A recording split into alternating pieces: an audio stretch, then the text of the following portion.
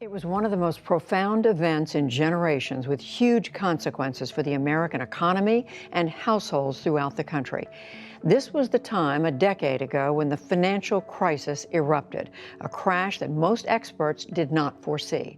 The money from the bailouts goes to keep exchange rates at levels that are unsustainable. And when they're at that higher level, what happens is that people in the country use that to take money out. The rich people get their money out. About our willingness to meet, or our commitment. No, it's not willingness. It's about our commitment to meeting obligations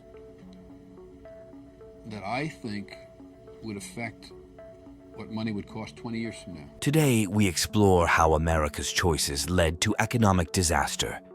In the annals of economic history, America's ascent to global supremacy was once the envy of nations, a beacon of innovation, prosperity, and opportunity. Yet, beneath the glimmering facade of prosperity, a sinister trend has been quietly festering, poised to dismantle the very foundations of its economic prowess. Picture a ship, once the pride of the high seas, now careening toward the abyss, burdened by its folly. Join us as we navigate the treacherous waters of America's economic unraveling, a cautionary tale for nations blinded by their hubris. Following World War II, the United States witnessed an unprecedented economic boom, marking the largest expansion in its history. The federal government, now larger and more influential than ever before, utilized its newfound authority to establish crucial social programs. These initiatives aim to safeguard American industries and facilitate the reintegration of soldiers into the workforce. As a result of these programs, America's burgeoning middle class emerged, eventually becoming one of the most financially stable and well-educated demographics worldwide. However, despite these advancements, a growing number of Americans began to harbor skepticism toward the government's role in their lives. Some even questioned the nation's involvement in World War II, viewing it retrospectively as primarily a European conflict. As Americans grew increasingly concerned about their government's control over their lives, European nations also became frustrated by the influence wielded by the American middle class. During this period, the value of the US dollar was firmly linked to gold, and more than 40 other global currencies were pegged to the dollar under the Bretton Woods system. In France, this system was dubbed America's exorbitant privilege, as it led to an asymmetric financial setup. This arrangement incentivized foreign countries to use their tax revenues to purchase US dollars, while it cost the US government only a fraction of a cent to produce a $100 bill. In contrast, other nations had to generate $100 worth of value to acquire just one US dollar. While this system provided stability to the global economy, the international community felt that they were effectively subsidizing America's increasingly expensive standard of living and supporting the activities of American corporations abroad. As America's middle class expanded, so did the country's money supply. However, there was no corresponding increase in America's gold reserves. By 1966, foreign central banks held $14 billion, while the United States had only $13 billion in gold reserves. Of this, $10 billion was earmarked to safeguard America's domestic economy, leaving just $3 billion to cover all foreign holdings. This imbalance threatened the stability of the global economy, especially as America's social programs became increasingly unaffordable. By 1971, America's middle class had reached its peak, encompassing 61% of the population. However, their gold reserves had dwindled to record lows, accounting for only 22% of their value, down from 55% at the time of the Bretton Woods Agreement. West Germany became the first country to express skepticism, announcing its departure from the Bretton Woods system. This decision sparked a sudden increase in the value of the Deutsche Mark, while the dollar plummeted by 75%. In response, Switzerland swiftly began diversifying away from the dollar, and France exchanged nearly $200 million for actual gold. Paranoia and fear spread across the globe as uncertainty loomed. America's politicians faced a critical decision: prioritize their middle class or the global economy. In a surprising move, they chose neither, opting instead to safeguard their grip on power. After Nixon's announcement, the US dollar transitioned from being backed by gold to being backed by nothing. Just as the world awaited America's next move, the Watergate scandal erupted. Subsequently, a series of events unfolded. A steel crisis triggered a nationwide recession. The Dow Jones experienced a historic 45% decline, and Arab countries instigated a global oil crisis, plunging the world into chaos. Amid mounting public fear and disillusionment, the U.S. prepared to withdraw from Vietnam after 2 decades and billions of dollars spent on a seemingly futile war. Confidence in Washington's leadership reached an all-time low as the public questioned whether their interests were truly being served. At this critical juncture, President Ford appointed Alan Greenspan to his Council of Economic Advisors, unaware that this decision would mark the beginning of Greenspan's remarkable ascent to power. In the climax of our narrative, Greenspan would emerge as the hero tasked with restoring stability to a world in turmoil. Meanwhile, in California, a collective of visionaries, intellectuals, and tech enthusiasts was crafting a fresh perspective on a more secure world, driven by the emergence of revolutionary technology known as computers. These Californians maintained that computers, unlike politicians, were trustworthy. They envisioned a digital expansion that would emancipate people from the concealed agendas of politics, promising a future where decision-making integrity would be safeguarded by machines. However, during this same period, a new U.S. president was being elected with beliefs starkly contrasting this vision. He remained steadfast in his conviction that traditional political power could not only improve America, but also benefit the entire world. In the end, all parties involved, economists, computer enthusiasts, politicians, and the new president, were proven wrong. At the end of 1992, Alan Greenspan met with the newly elected President Bill Clinton. As the head of the U.S. Federal Reserve, Greenspan delivered a sobering message to the new president. His campaign promises for increased social reform were simply unattainable. America's debt-to-GDP ratio had surged from 35% to nearly 60% over the past 2 decades, and Greenspan cautioned that further borrowing to fund political programs would necessitate a rise in interest rates, potentially triggering a stock market crash at the beginning of Clinton's term. Greenspan proposed a radical alternative. Clinton should enact austerity measures by cutting government spending. This, he argued, would lower interest rates and stimulate economic growth through a wave of credit innovation and increased commerce. Clinton embraced this idea, and years later, Greenspan expressed surprise at how accurately his prediction of an economic boom had materialized as stock prices soared to unprecedented heights. This boom was perceived as distinct from previous ones, with a key factor being the emergence of computers.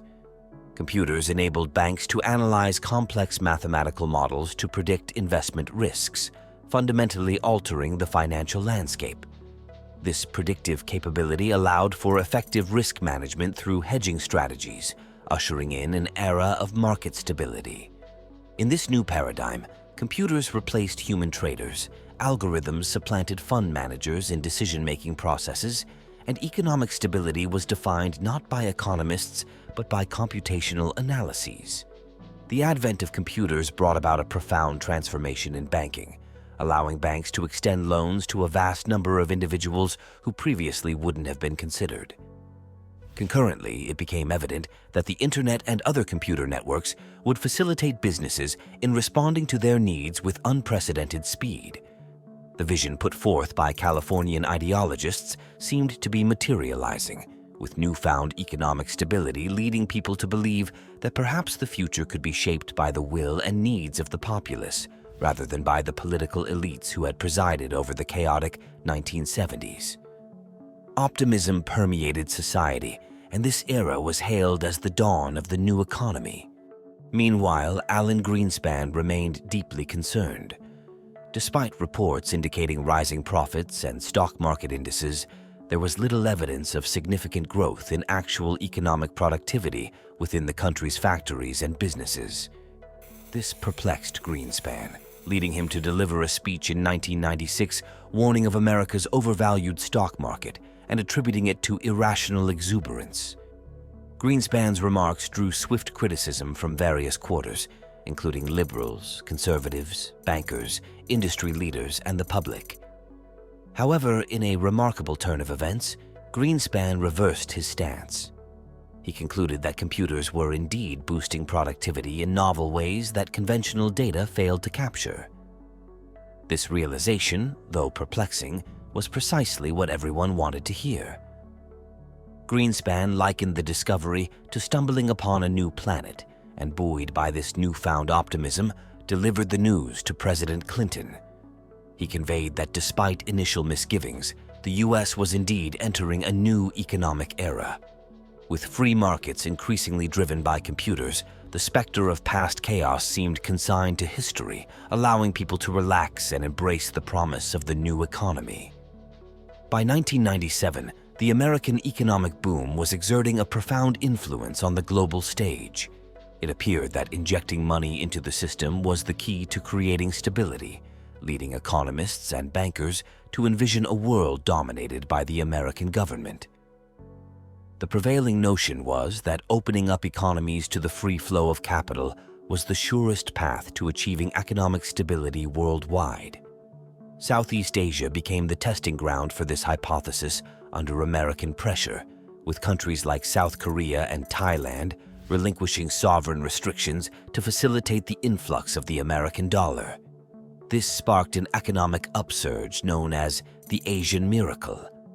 However, concerns arose within Clinton's Council of Economic Advisors, particularly from Joseph Stiglitz, who feared that much of the capital was being squandered on speculative housing projects, fueling property bubbles rather than strengthening the economies of recipient nations.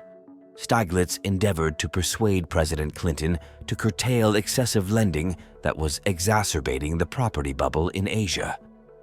However, his efforts were stymied by the influential Secretary of the Treasury, Robert Rubin.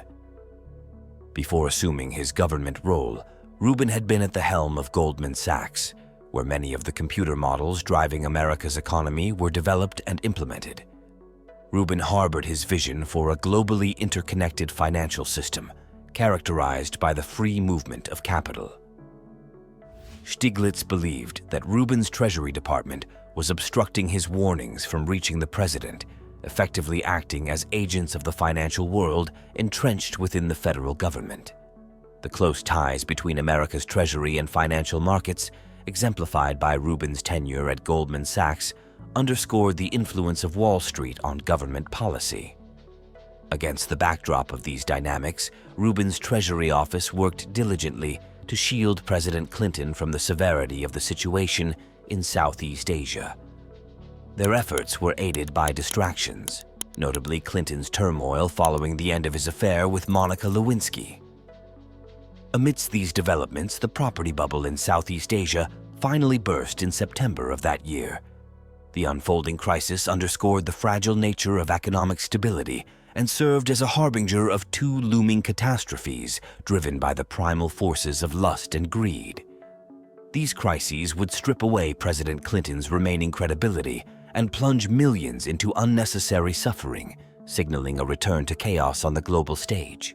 The economic crisis originated in Thailand, where an excess of offices and apartments sat vacant due to failed development projects and loan defaults. Western investors reacted by hastily withdrawing their investments from the country, sparking a panic that quickly spread to South Korea. The situation in South Korea was dire, prompting desperate measures such as citizens donating spare dollars to the government in a bid to stabilize the economy. Despite these efforts, the International Monetary Fund, IMF, intervened, offering billions in loans to address the crisis. However, the IMF's assistance came with conditions. Asian economies had to adopt Western-style free market principles. This entailed slashing government spending, rooting out corruption and nepotism, and aligning with American interests. Eventually, the crisis reached Indonesia, governed by President Suharto, an autocrat with a tight grip on power. Suharto resisted the IMF's demands, recognizing his leverage in the situation. The IMF understood the global repercussions of Indonesia's potential collapse and turned to the U.S. Secretary of the Treasury, Robert Rubin, for a solution. As panic spread in Washington, Rubin's team floated the idea of orchestrating a coup in Indonesia to resolve the crisis. Meanwhile, President Clinton was preoccupied with the unfolding scandal involving Monica Lewinsky, ceding significant political authority to Rubin and his Treasury Department. Consequently, they assumed control over America's foreign policy, eclipsing the traditional role of the State Department. In 1998, facing the threat of ousting, Suharto relented and signed the IMF agreement. Indonesia received a substantial loan to stabilize its economy, which initially showed signs of improvement. However, a catastrophic event unfolded when Indonesia's currency plummeted by 80%, leading to widespread economic collapse, riots, and looting. Indonesia was not the only victim. Other countries bailed out by the IMF, such as Thailand and South Korea, experienced a similar pattern of temporary stability, followed by currency devaluation. This revelation prompted Asian nations, which had transformed as per the IMF's demands, to realize that while America purported to seek global stability, its true agenda was different. In truth, the U.S. had achieved its objectives at the expense of Asian leaders. Billions of dollars were pumped into Asian banks by the IMF, only to be promptly used to repay Western investors who had suffered losses from Asia's property bubble. Once these investors were reimbursed, the economies faltered once again, triggering a crash. This scenario underscored the government's prioritization of financial interests over the welfare of the general populace, a stance shared by the IMF under the UN umbrella. As the IMF extended financial aid to Western investors, taxpayers in Asian countries found themselves burdened with greater debt. In Indonesia, following the IMF's directives, government subsidies were abolished, leading to soaring prices. Consequently, within months, 15% of the working-age male population lost their jobs, and economic output plummeted by 14% in a country with a population of 200 million people. As Robert Rubin desired, Suharto was ousted from power, but at a steep cost. Millions across Asia were plunged back into poverty, a stark contrast to the prosperity they had briefly enjoyed. In 1998, the Asian economies collapsed entirely, marking the most catastrophic economic disaster since the 1930s depression. Bill Clinton, initially elected to use political power to enact transformation in America, had relinquished much of his authority to the financial markets. The promise was a new form of stability and democracy, free from the corruption of political elites. However, it was becoming evident that America's political power had merely shifted to a more covert and avaricious elite, the financiers of Wall Street. In times of crisis, they used their newfound influence to rescue themselves. To the leaders of Asian nations, this transfer of power was perceived as corruption akin to that of their governments. Before our narrative concludes, they would exact their revenge on the U.S. While the experiment in Southeast Asia failed, Western investors safeguarded their capital. The allure of investing domestically, particularly in America's burgeoning technology sector, outweighed the prospects of overseas investment. California's vision for the future had captivated the nation, and the evolving internet held the promise of greater stability than ever before. However, as the internet bubble burst, it became increasingly evident that stability remained elusive.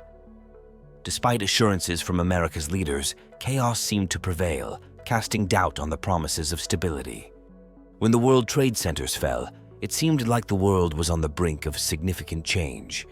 However, surprisingly, everything returned to normal, thanks in large part to the hero who orchestrated this return to stability, Alan Greenspan. A week after the attacks, the American markets reopened and experienced the largest drop in history. 2 weeks later, the Enron scandal was exposed, revealing widespread corporate fraud that had been undermining the nation's economy since the early 90s. Many major corporations had been fabricating profits and concealing debts with the assistance of prominent accounting firms. Despite this, Greenspan's reports showed no signs of economic progress, yet earnings and profits continued to soar. Just as it appeared that the American economy was on the verge of collapse, Greenspan took action. He drastically lowered interest rates repeatedly, with the simple aim of encouraging American consumers to borrow and spend. Similar to the aftermath of World War I, consumers and their spending habits were poised to stabilize the economy. This was a significant risk.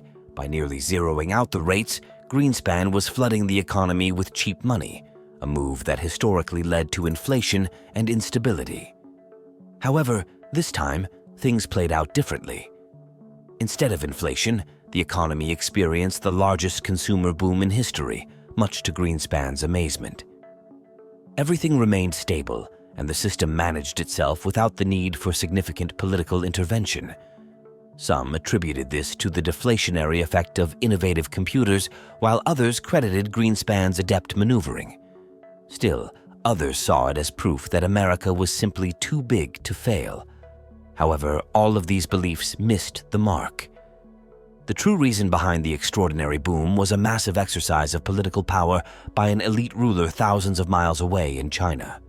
The Asian countries, led by China, made a collective decision. Never again would they subject themselves to America's whims and the hypocrisy of its financial systems. After all, America had implemented the Bretton Woods system for its benefit, only to abandon it without regard for other members. They had invested billions in Asian economies, only to retrieve it when most needed. America had even scaled back the social programs that once supported its middle class, which would never again reach its 1971 peak as income inequality continued to widen, showing where America's priorities lay, not with global stability or its citizens. All America cared about was money, and China exploited this weakness to subtly gain control of the global economy. By deliberately devaluing their currency, China kept exports cheap, flooding American markets with Chinese goods and dollars. Instead of reinvesting the money in their population, Chinese leaders lent it back to America by purchasing government bonds, creating a system where cheap goods and money flowed into America, all controlled by China. This plan achieved two goals. It gave China increasing control over America's debt and the value of the US dollar, and it brought stability to the world economy, until it didn't.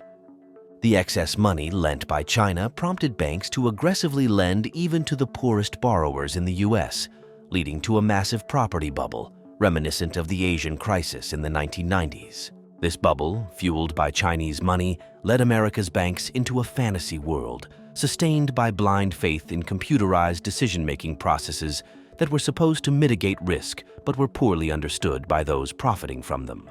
Then, in 2008, the dream turned into a nightmare. Just as in Southeast Asia a decade earlier, the financial sector mobilized politicians for rescue, with taxpayers bearing the brunt of greed's consequences. Alan Greenspan's vision of a new economic planet turned out to be baseless, or perhaps just irrational exuberance.